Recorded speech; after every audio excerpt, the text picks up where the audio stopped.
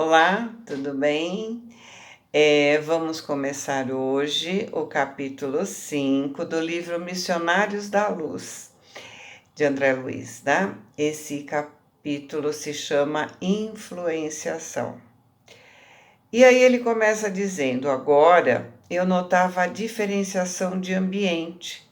Para nós, os desencarnados, a atmosfera interior impregnava-se de elementos balsâmicos, regeneradores. Aqui fora, porém, o ar pesava. Minha hipersensibilidade se acentuou diante das emanações grosseiras da rua. As lâmpadas elétricas pareciam globos pequeninos, de luz muito pobre, isolados em sombra espessa. Ou seja, ele percebia os vibriões, os vírus e as bactérias que ele falou no capítulo anterior. Aspirando as novas correntes de ar, observava a diferença indefinível. O oxigênio parecia tocado de magnetismo menos agradável. Compreendi, uma vez mais, a sublimidade da oração e do serviço da espiritualidade superior na intimidade das criaturas. A prece, a meditação elevada, o pensamento edificante refundem a atmosfera, purificando-a. O instrutor interrompeu minhas íntimas considerações, exclamando: a modificação, evidentemente, é inexprimível. Entre as vibrações harmoniosas da paisagem interior, iluminada pela oração, e a via pública, repleta de emanações inferiores, há diferenças singulares. O pensamento elevado santifica a atmosfera em torno e possui propriedades elétricas que o homem comum está longe de imaginar. Aqui, né, ele está dizendo como fica uma pessoa em oração. Imagina como fica uma casa onde todos estão em oração. O Evangelho no Lar ilumina toda a casa, todo o prédio e boa parte da rua. Então, de modo algum, a gente deve deixar de fazer o Evangelho, né? Além de nossas orações diárias. Continuando, a rua, no entanto, é o velho conjunto de vibrações antagônicas, em meio de sombrios materiais psíquicos e perigosas bactérias de variada procedência, em vista de a maioria dos transeuntes lançar em circulação incessantemente não só as colônias imensas de micróbios diversos, mas também os maus pensamentos de toda ordem. Enquanto ponderava o ensinamento ouvido, reparei que muitos agrupamentos de entidades infelizes e inquietas estavam nas cercanias. Podiam-se ouvir desde conversações mais interessantes e pitorescas até impróprias e sem razão de ser. Alexandre me indicou pequeno grupo de desencarnados que me pareceram em desequilíbrio profundo e falou: aqueles amigos constituem um grupo que seguem quase permanentemente os nossos companheiros encarnados, que voltam agora ao lar. Que? Indaguei involuntariamente. Sim, os infelizes não têm permissão para ingressar aqui em sessões especializadas, como a desta noite, nas reuniões dedicadas à assistência geral. Aí eles podem comparecer. Hoje, entretanto, necessitávamos socorrer os amigos para que o vampirismo de que são vítimas seja atenuado em suas consequências prejudiciais. impressionou-me a excelência da orientação. Tudo naqueles trabalhos obedecia à ordem pré-estabelecida. Tudo estava calculado, programado, previsto. E bem-humorado, Alexandre prosseguiu. Agora, repare na saída dos nossos colaboradores terrestres. Observe a maneira pela qual voltam instintivamente aos braços das entidades ignorantes que os exploram. Fiquei atento. Dispunham-me todos a deixar o recinto tranquilamente.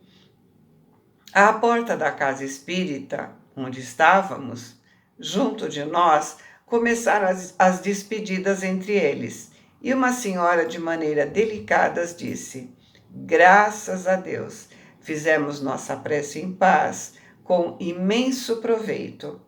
E uma das amigas diz: como eu me sinto melhor, comentou, com uma outra.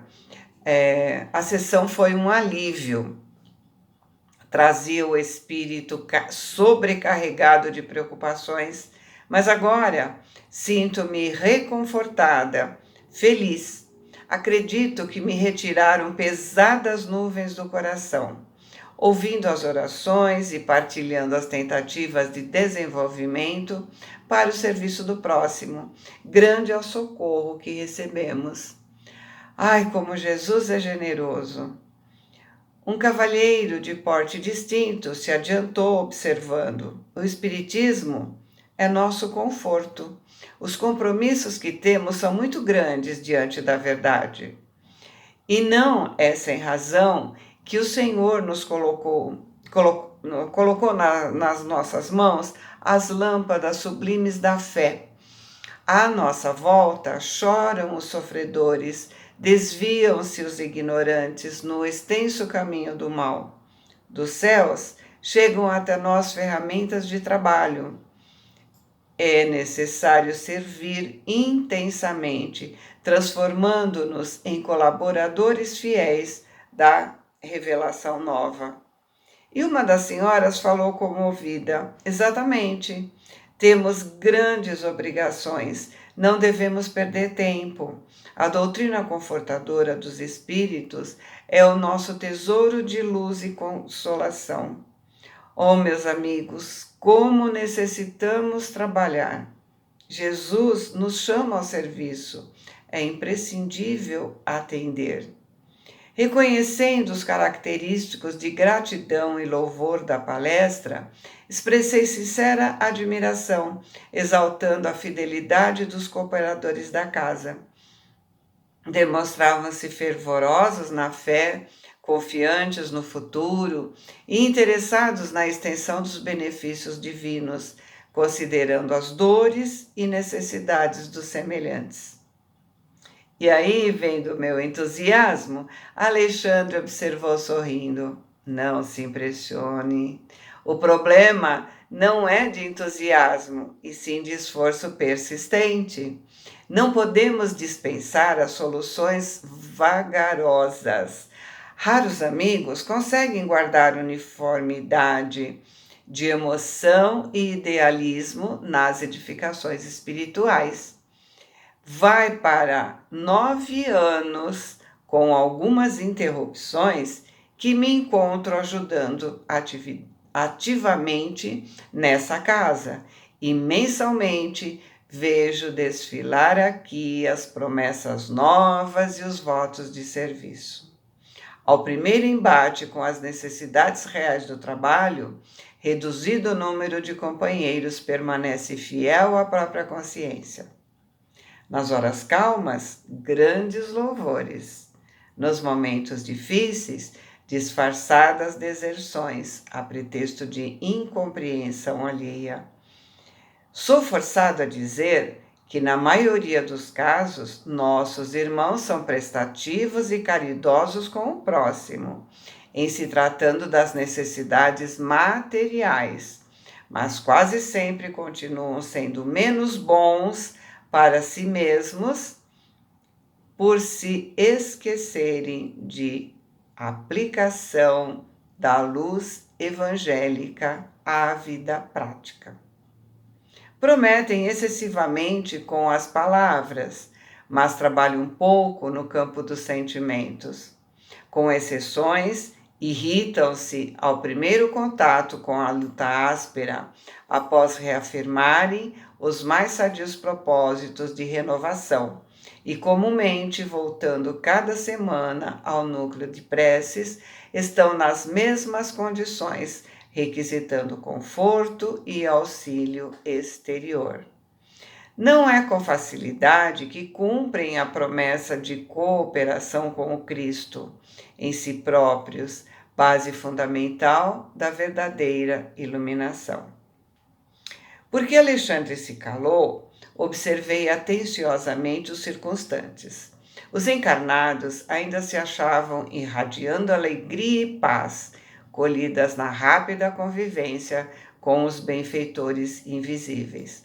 Da fronte de cada um emanavam raios de espiritualidade surpreendente. Num gesto significativo, o instrutor esclareceu: eles ainda se encontram sob as irradiações do banho de luz a que se submeteram, através do serviço espiritual com a oração. Se conseguissem manter semelhante estado mental, pondo em prática as regras de perfeição que aprendem, comentam e ensinam, seria fácil atingir positivamente o nível superior da vida. Entretanto, André, como nós, que em outros tempos fomos inexperientes e frágeis, eles agora ainda o são. Cada hábito menos digno, adquirido pela alma no curso incessante dos séculos, funciona como entidade viva no universo de sentimentos de cada um de nós, compelindo-nos às regiões perturbadas e oferecendo elementos de ligação com infelizes que se encontram em nível inferior. Examine os nossos amigos encarnados com bastante atenção. Eu os olhei com interesse. Trocavam gentilmente as últimas saudações da noite, demonstrando luminosa felicidade. E o orientador sugeriu: vamos acompanhar o grupo onde se encontra o nosso irmão mais fortemente atacado pelas inquietações do sexo. O rapaz, em companhia de uma senhora idosa e de uma jovem, que logo percebi serem sua mãe e irmã, regressavam ao lar. Nós os seguimos de perto. Alguns metros além do recinto, onde se reuniam os companheiros de luta, o ambiente geral da via pública tornara-se mais pesado. 3 entidades de sombrio aspecto, absolutamente cegas para com a nossa presença, em vista do baixo padrão vibratório de suas percepções, acercaram-se do trio sob a nossa observação. Uma delas se encostou na senhora idosa e instantaneamente reparei que a sua fronte se tornou opaca, estranhamente escura. Seu semblante se modificou. A alegria irradiante desapareceu, dando lugar aos sinais de preocupação forte. Transfigurou-se completamente, mudou de humor e disse: oh, meus filhos, por que motivo somos tão diferentes durante o trabalho espiritual? Eu queria possuir, ao sair de nossas orações coletivas, o mesmo ânimo, a mesma paz íntima. Isso, porém, não acontece. Ao retomar o caminho da luta prática, sinto que a essência das preleções evangélicas persevera dentro de mim, mas de modo vago, sem aquela nitidez dos primeiros minutos. Me esforço sinceramente por manter a continuação do mesmo estado de alma. Entretanto, me falta algo que eu não sei definir com precisão o que é. Nesse momento, as duas outras entidades, que ainda se mantinham distanciadas, se agarraram comodamente aos braços do rapaz, que ofereceu aos meus olhos o mesmo fenômeno. Ou seja, mudou de humor, como a mãe, né? Tudo que aconteceu com a mãe aconteceu com ele. A claridade mental embaciou e duas rugas de aflição e desalento vincaram suas faces, que perderam aquele halo de alegria luminosa e confiante. Foi então que ele respondeu com voz pausada e triste: É verdade, mamãe. Enormes são as nossas imperfeições. Creia que a minha situação é pior. A senhora experimenta ansiedade, amargura, melancolia. É bem pouco para quem, como eu, se sente vítima dos maus pensamentos. Me casei há menos de 8 meses e, apesar do devotamento de minha esposa, tenho o coração, por vezes, repleto de tentações descabidas. Pergunto a mim mesmo a razão de tais ideias estranhas e, francamente, não posso responder. A invencível atração para os ambientes malignos confunde o meu espírito, que sinto inclinado ao bem e à retidão de proceder. Lembra? Ele era aquele rapaz que estava envolvido pelos vibriões em seus genitais, né? Joana d'Ângeles diz que o vício é uma água salgada, porque quanto mais a gente bebe, mais sede a gente tem. E é o que está acontecendo, né, com ele. Vamos continuar ouvindo, né? Quem sabe, mano, você está sob a influenciação de entidades menos esclarecidas, disse a moça, né, com boas maneiras. Sim, por isso mesmo venho tentando o desenvolvimento da mediunidade, a fim de localizar a falta de semelhante situação, a causa, né, de semelhante situação. Ele respondeu, né? Então, né, fazemos muito esse tipo. Ai, coitadinho de mim. Ó vida, ó dor, ó azar. Pois é, não é o desenvolvimento da mediunidade que se resolve esse tipo de coisa, mas fazendo a nossa reforma íntima. E eles ainda não tinham entendido isso, né? Nesse instante, o orientador murmurou cuidadosamente: Vamos ajudar esse amigo através da conversa. E sem perda de tempo, colocou a mão na fronte da menina, mantendo a menina, né, sob vigoroso influxo magnético e transmitindo a ela suas ideias generosas. Reparei que aquela mão protetora, ao tocar os cabelos encaracolados da jovem, expedia luminosas chispas, somente perceptível ao meu olhar. Então, a menina pareceu mais nobre e mais digna em sua expressão quase infantil e respondeu firmemente: Neste caso, concordo em que o desenvolvimento mediúnico deve ser a última solução, porque antes de enfrentar os inimigos, filhos da ignorância, deveríamos armar o coração com a luz do amor e da sabedoria. Se você descobrisse perseguidores invisíveis em torno de suas atividades, como beneficiá-los de maneira cristã, sem a necessária preparação espiritual? A reação educativa contra o mal é sempre um dever nosso, mas antes de pensar num desenvolvimento psíquico, que seria talvez prematuro, deveremos procurar a elevação de nossas ideias e sentimentos. Não podemos contar com uma boa mediunidade sem a consolidação, ou seja, sem o embasamento dos nossos bons propósitos. E para sermos úteis nos reinos do Espírito, nos cabe aprender, em primeiro lugar, a viver espiritualmente, embora estejamos ainda na carne. A resposta, que constituiu para mim valiosa surpresa, não provocou maior interesse em ambos os interlocutores, quase neutralizados pela ação dos vampiros habituais. Mãe e filho deixavam perceber funda contrariedade em face das definições ouvidas. A palavra da menina, cheia da verdadeira luz, os desconcertava. E a mãe disse: "Você não tem bastante idade, minha filha, então não pode opinar nesse assunto."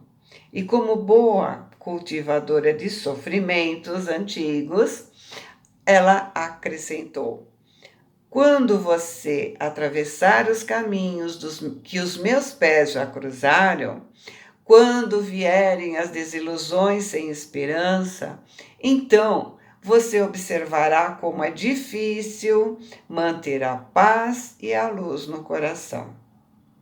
E o rapaz falou melancólico: "E se algum dia você experimentar as lutas que eu já conheço, verá que tenho motivos de queixa contra a sorte e que não me sobram outros recursos senão permanecer no círculo das indecisões que me assaltam. Faço quanto posso por me libertar das ideias sombrias e vivo a combater inesperadas tentações. No entanto, sinto-me longe da libertação espiritual necessária. Não me falta vontade, mas..." Ou seja, eu queria tanto parar de, né? Mas não consigo, não é mesmo? Né? A gente trazendo para o nosso dia a dia, né? Eu queria tanto parar de fumar, mas não consigo.